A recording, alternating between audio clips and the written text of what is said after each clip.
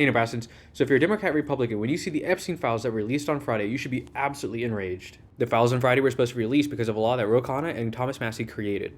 And while the law offered multiple reasons for things to be redacted, including national security reasons, investigations, or victims, it did, for example, require that all the Epstein files must be released and that redactions must have a reason. And if you read through any of the Epstein files released on Friday, you know that was completely violated.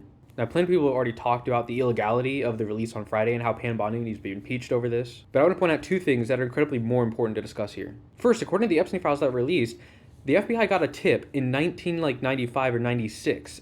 And whether they just decided to ignore it or they were told to ignore it, doesn't matter. That in itself announces there was incredible corruption in the FBI. Perhaps even more importantly right now, there were over 200 reported lawyers who worked on redacting the Epstein files that were released on Friday.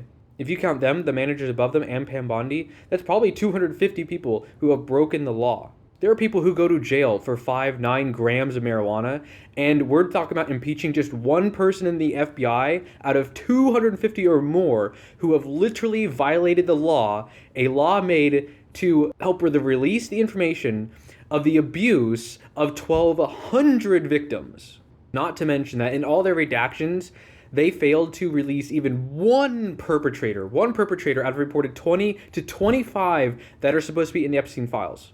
If you consider the 30 years the FBI has known about this, the 3 administrations that people have tried to release the files, we're probably looking at thousands of FBI employees who have gotten in the way of doing justice. In many ways, this implies that for every victim, there was one or more agents hiding their victimization, and for every perpetrator, there were 40 agents hiding their dirty deeds. The criminality present in the FBI is so immense, any future administration has no option but to abolish it entirely and start over, if it should even exist in the first place.